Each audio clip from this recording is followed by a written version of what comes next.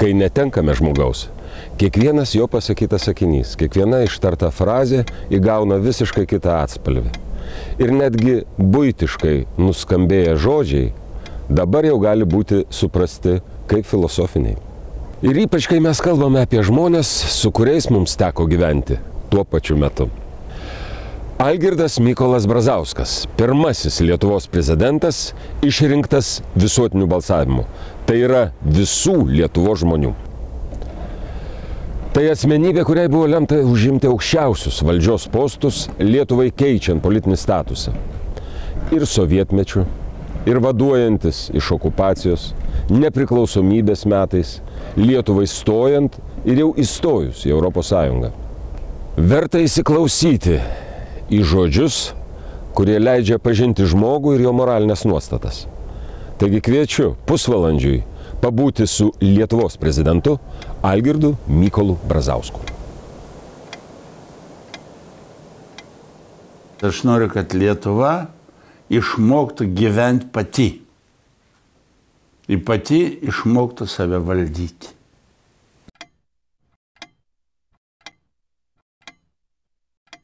Aš esu labai atsakingas. O šitą tai iš manęs nieks netims ir netimė per visą tą laikotarpį. Ir tai buvo įdiegta šeimos, tėvų pirmiausia. Ir šitas jausmas, atsakomybės jausmas, jis daug ką žmogui diktuoja.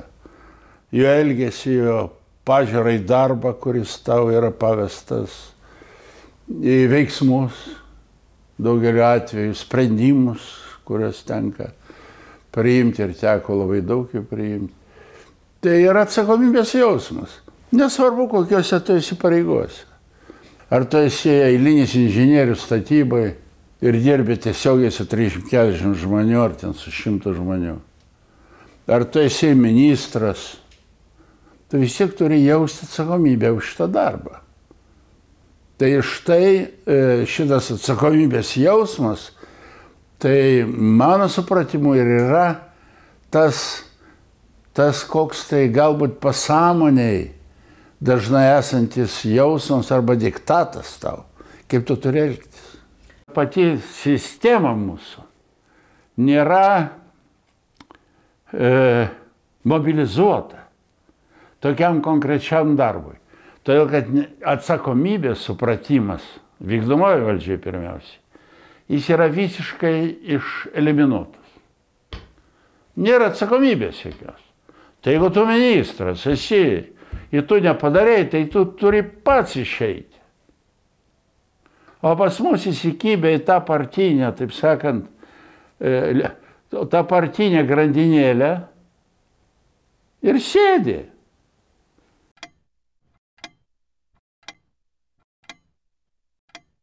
Matot, padarumas tai labai plati savoka, į kurią eina, turbūt, nežinau, visas charakteristikos, teigiamas žmogaus charakteristikos, kai jis nemelagis, kai jo galima pasitikėti šito žmogum, kad nedviveidis koks nors žmogus. Bet pažiūrėkit, gyvenime mes susitinkam. Vienas koks tai lengvas, atrodo labai daug kalba, labai daug pažada, bet praeina koks tai laikas, tu iš karto matai, kad čia ne tas žmogus, visiškai kokio tu tikėjais, arba kokį tu tikėjai pamatyti. O iš kitos pusės kitas žmogus galbūt į mažakalbis ir galbūt reaguoja paprasčiau, bet gyvenime jis pasirodo iš tikrųjų ta žmogus, kurio aš tikėjausi ir kuriam aš galiu pavesti ir aš žinau, ką jis padarys. Aš žinau, kai jis tavęs nepakiš, kur nors, kur nereikia. Tai štai šitą kategoriją žmonių, jinai daug reiškia gyvenime ir mano įvairiose pareigose, kiek aš dirbau. Tai kaip tas susiklostydavo aplink mane grupė žmonių. Net nesvarbu, kokias pareigas užima. Netgi būdavo šitai. Bet jokių būdų ne pataikūnai, ne padlaižiai. Padorus žmogus visuomet lieka padorus, kuris bebūtų, ką jis beveiktų, nuo kalėjimo kameros iki aukščiausio lygio valdyme.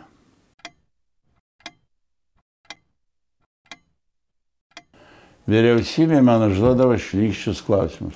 Aš tik pradarau duris į koridorių ir man tokia viena mažytė, tokia apskritutė yra. Kaip jos į dabar jinai, aš net nežinau iš kokia jinai. Tokia man, kada atsistatydinsit? Į tokį plonų balsiuką. Kada atsistatydinsit? Sakau, greitai. Sakau, nepergyvenk, tikrai atsistatydinsiu. Kada atsistatydinsit? Premjerė, ar nekilo jums minčių dabar atsistatydinti? A jūs visą laiką norite man atsistatydinti. Svarbiausia, niekas kitas, o jūs. Labai ačiū už patarimą, aš labai dėkoju. Dabar klausimas, kurio turbūt joks žurnalistas nebūtų sugalvojęs pateikti jums nei pernai, nei užpernai, nei prieš 3 metus, nei prieš 4 metus. Kokie jūsų šeimos planai šiais metais? Nu, žinot, mano toks amžius, kad planuoti šeimos padidėjimą jau vargu, ar tai...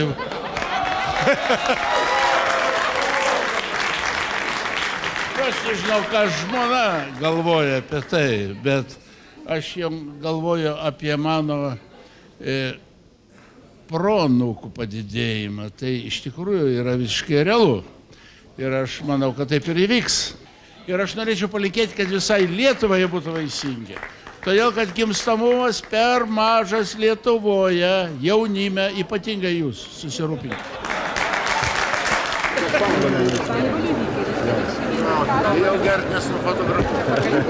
Aš pirmą kartą girdžiu.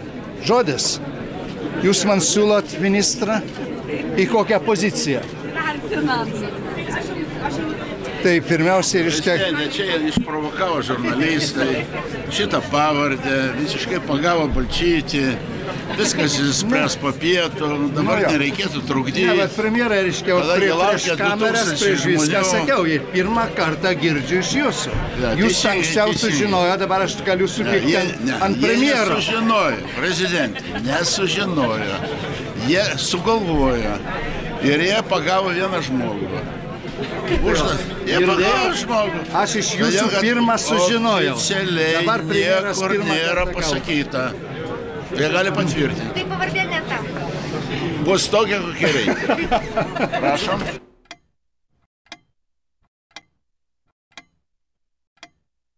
Mano toks santykis kaip 95 procentai lietuvių santykis su bažnyčia. Visi mes... Aš tiesą negaliu už visus kalbėti, be abejo, aš galiu tik save, savo šeimos kalbėti. Be abejo, kad tarybinis laikotarpis padarė blogą įtaką mums visiems šio požiūriu. Nepasakyčiau, kad mes buvome ateistai. Arba taip kvailai, aklai tikėjom tas, kas buvo viena iš svarbiausių punktų ideologijai tarybiniai. Jokių būdų. Tačiau visa aplinka, vis tik tai ypatingai vadovų lygyje, žinoma, varžė šitos santykius, labai smarkiai varžė. Pirmiausia, skirdavau daug dėmesio kunigams dvasininkijai ir girdėdavau, ką jie kalba. Nors mane priėmė labai šaltai. Ir vyskupų konferencija, kada aš tapau prezidentu. Ir tie santykiai nebuvo labai geri. Nu, be abejo, jie visi atsiminė mano biografiją labai gerai, nes viskas čia pat buvo. Bet jie nežinojo vieno dalyko. Jie manė, kad jeigu tu partijos narys, komunistų partijos, tai kad jūs visi vienodi. Ir visi vienodai žiūri į kunigus, religiją, kad visi užkietėję ateistai ir panašiai. Iš tikrųjų taip nebuvo. Ir kas įdomu, man lengviau būdavo bendrauti su klebonais, ten kur tai provincijos klebono. Kokį tai užvažiuoja, bet neužeini bažnyčią pažiūrėti. Pas mane tokia mada buvo. Nueini šventorių, pasižiūriu, kaip ten vartai šventorių, žinai, atrodo kaip stogas, tokiu būdu. Ir išeina klebonas, arba ten dar kas nors. Zakristijonas atsiranda taip ekspromtu dažnai visiškai. šitą padarydavom. Nu ir paskui padėdavom. Matai, kad stogas tenai visai jau kiauras. Pradedant nuo Vilniaus katedros. Santykiai su tuo pačiu kardinolu Vincentu Zlatkevičiu, tai čia labai daug. Mes tada mūsų tie laureatai, Santarvės premijos, Justinas Marcinkevičius ir Viktorija Daujotytė, profesorė, ir Kazimieras Vasiliauskas, ir aš. Mūsų toks būrelis buvo žmonių, kur mes nuvažiuodam pas juos. Įvairiom progom, prieš Kalėdas ypatingai. Nuveždavom, kuo nors tokio. Vieną kartą, kaip tai buvo, aš Kaune buvau, užvažiavau, žiūriu, jis ką tai liemenį siuva. Siuva. Kilputė tokia. O ten kieta, žinai, oda. Kilputė, o čia saga. Pasirodo, ta liemenė buvo be sagų. Tokia, žinot, užsimesti. Taip. Padėjo įsiūti sagas.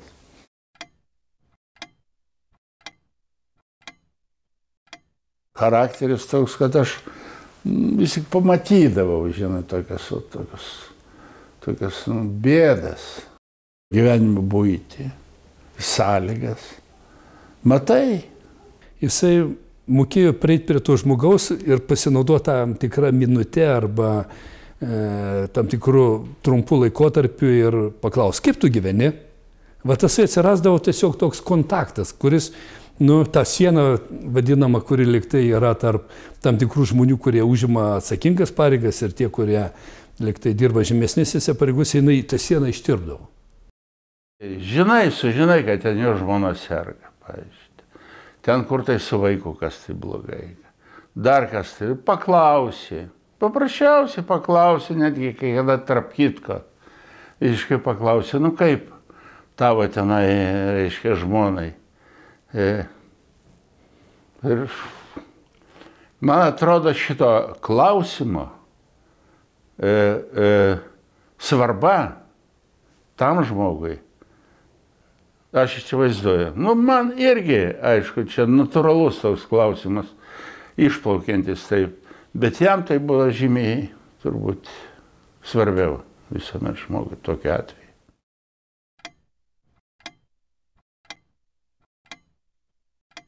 Ir dar viena tokia, aš manau, savybė, kuri labai rekomenduotina. Niekad neužmiršti, ką pasakėjai. Pažadėjai. Bet kai kada tu nepažadė, bet tu ką tai pasakėjai žmogui. Žmogus visuomet šitą atsimins. O tu ir tave užgožia įvairūs kiti dalykai, tu užmiršti. Kai kada visiškai nepiktybiškai. Tai štai savybė šitą turi būti, jeigu tu kalbėjai su savo žmogum, su savo pavaldiniu, ten pažįstam galbūt. Ir tu užmiršai, lyg tai niekur nieko nebuvę.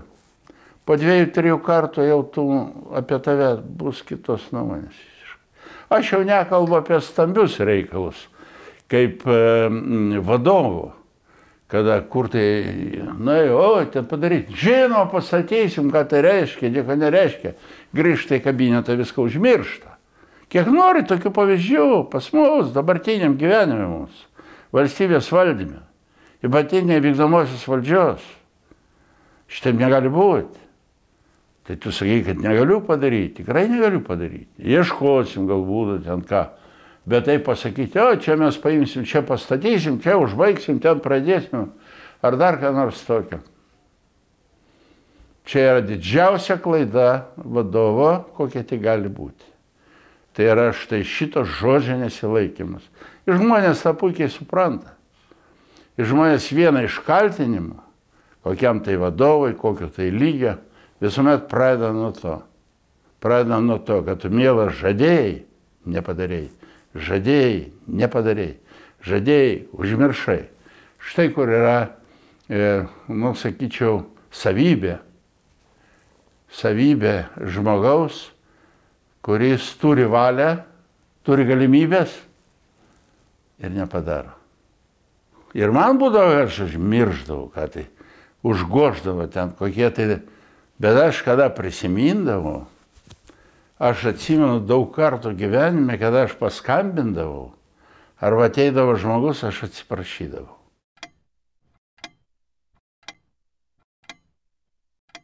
Supratimas patarėjo pas mane yra visiškai kitos kaip dabar yra. Dabartinių patarėjų niekas nepažįsta.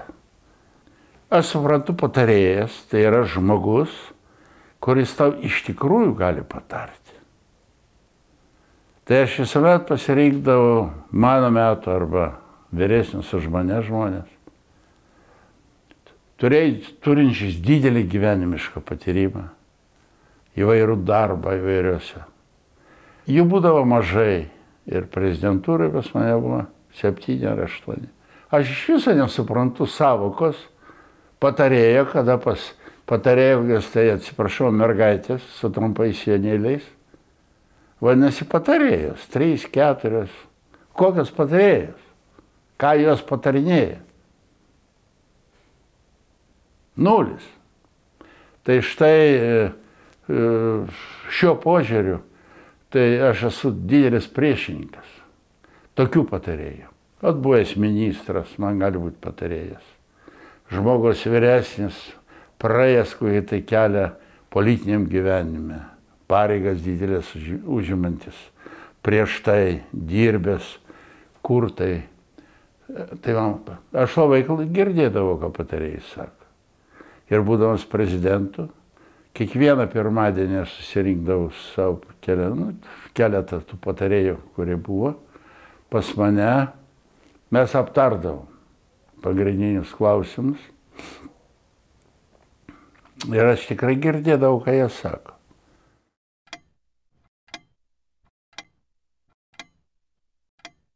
Man labai gilų įspūdį paliko François Mitterrandas, kur aš 2 kartus turėjau susitikimus, oficialius susitikimus.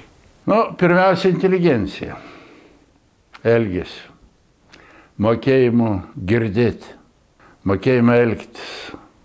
Ir diplomatas be abejo, aukšto lygio. Teko vieną kartą pietauti pas jį privačiai.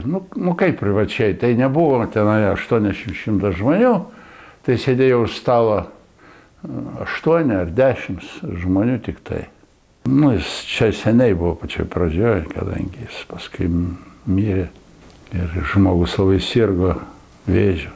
Jis jau sirgdamas vis tik ėjo savo pareigas. Labai.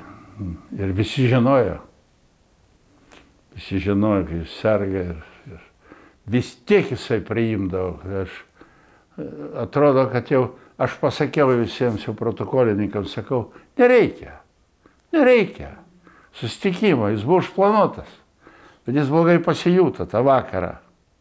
Pavakarį turėjau susitikimą. Jūs atideda tą susitikimą pusę valandos, 20 minučių. Pasisakoja buvo labai blogai. Kaulai matyti. Ir sakau, jau nereikia, jau tikrai, jau visiškas vakaras, 8 ar 9 jau. Ne, sako, jis jūs priims. Jis žino, kad jūs esat, jūs laukiat, buvo susitarimas, jis jūs priims. Ir jis priėmė mane tą vakarą. Tai man buvo toks, žinot, įspūdis labai gilus.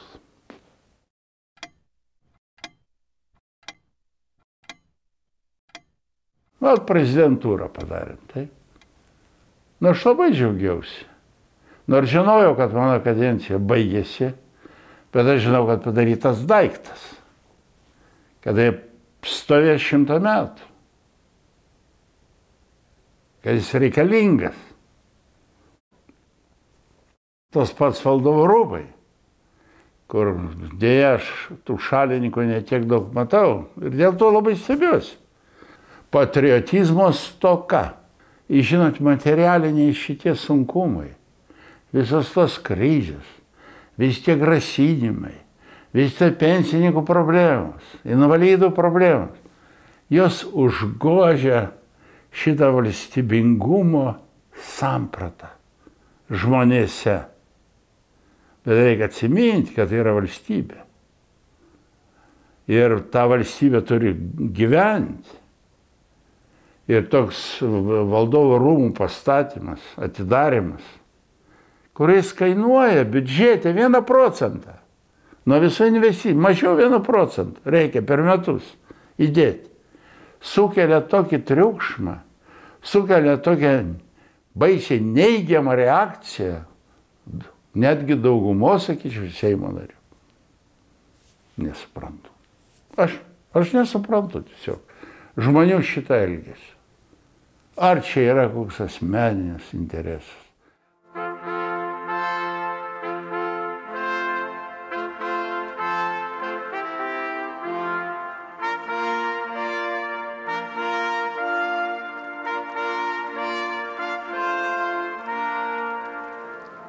Tai šitie valdovų rūmai bus simbolis Lietuvos sostinės, ilgametės Lietuvos sostinės.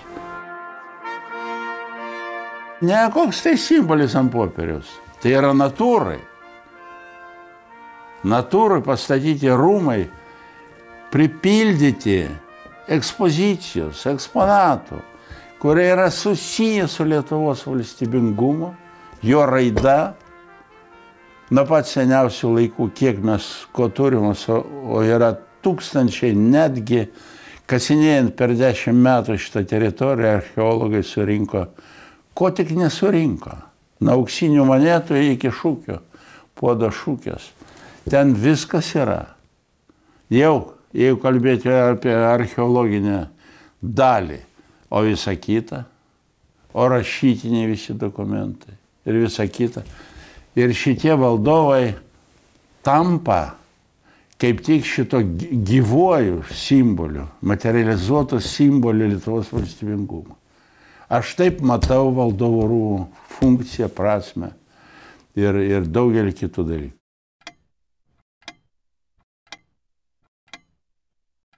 Mane traukė studijuoti ir aš pats studijuodavau daug. Valdymo psichologiją.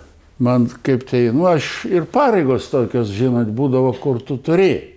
Vis tik tai nebūti kokio tai ten lepšio visiško, bet ir psichologiškai būti pasiruošęs bendrauti su savo pavaldiniais. Ir man tai labai padėjo. Aš jaunystėje, dar aš žinau, aš tik pradėjau čia Vilniuje dirbti. Ir aš iš karto pajutau, ko man trūksta. Ir aš iš tikrųjų perskaičiau 100 knygų įvairių. tą temą. Tais laikais labai mažai literatūros buvo. Tarybiniais laikais nebuvo tokio nei mokslo, nei vienam universitete, nei politechnikai, niekur nebuvo šito dalyko. Nors mūsų inžinierius ruošia vis tiek būti vadovais. Inžinierius nenagi su kastuvu kast griovių, tranšėjai ir guldyti kabelius. Vis tiek tu turi nors 20 žmonių, bet tu jau esi koks tai viršininkėlis. Tai tu turi būti ir atinkamai elgti. Ir labai įdomus buvo toks įvykis. Atsimenu, Seime vyko diskusija ir balsavimas socialiniais klausimais. Ir suskamba skambutis, aš atsiliepiu, sako, čia skambina Brazauskas ir norėčiau pasikalbėti. Aš pagalvojau, kad skambina Brazauskas iš Vilkaviškio rajono, Pažerių buvusio kolūkio pirmininkas. Sakau, palauk, aš tuoj perskambisiu, sakau, netrukdyk, nes dabar labai svarbus balsavimo vyksta. Aš išjungiu telefoną, kažkaip tu ne prezidento balsas. Aš greitai perskambinu, sakau, čia jūs prezidentė, atsiprašau, kad taip, čia aš. Bet visiškai žmogus ramiai tokiu pačiu tonu kalbėjo kaip ir prieš tai.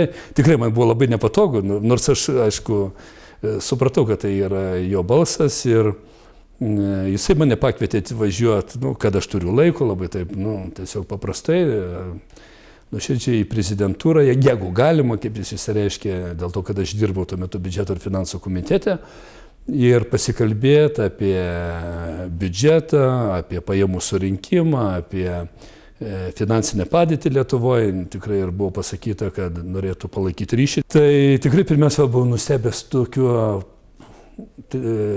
padarytų telefonų skambučių ir tokių paprastu, kaip sakyt, pasakymu žmogaus ir tikrai aš buvau labai giliai sujaudytas. Ir po to mes susitikom ir tai buvo pirmas mano toks pasimatymas ir toks pirmas atviras pokalbis. Aplinkos psichologinė būsena, santykių tarp žmonių, taip pat ir santykiai su viršininku, jie turi didžiulę reikšmę.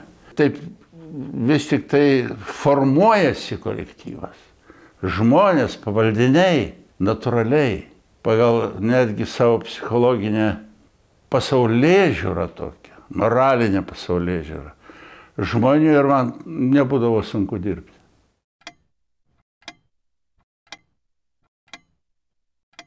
Turbūt viskas turi įtakos, be jokio abejonių, prigimtis ir patirtis žmogaus. Visa tai natūralu. Tai nėra dirbtina visiškai. Tai natūralu. Man kai kada kritikuodavo, kai jūs sakot, ir kai kada ir namiškiai. Nu ką toks atviras tam žmogui, nu kodėl tu jam taip pasakai? Tu galėjai nesakyti visiškai šito. A kam tu būtinai turi pasakoti?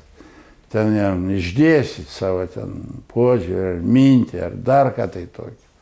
Tu gali oficialiai su juo pasielgti. Taip žmogus surėdyta. Aš visada žavėjausi jo nepaprastą kantrybę. Tai buvo žmogus, kuris sugebėdavo iškęsti tokių dalykų, kur atrodo, kad tuo metu buvo labai sunku. Aišku, kad jisai buvo mažai kalbantis, daug mąstantis savyje, viduje, sugebantis gana sudėtingose situacijose iš tos informacijos, kurią turėdavo arba kurią gaudavo iš šalies, iš pačių blogiausių variantų priimti teisingesnį tą variantą. Ir manau, kad tai, šitos savybės, darbštumas ir mano paminėtos savybės leido ir leis jį įtvirtinti mūsų Lietuvos istorijoje kaip žmogus, kuris rūpinasi ne tik tai ekonomiką, bet jis rūpinasi ir kultūrą, ir mūsų istorinę, ir praeitimi, ir mūsų istorinę ateitimi.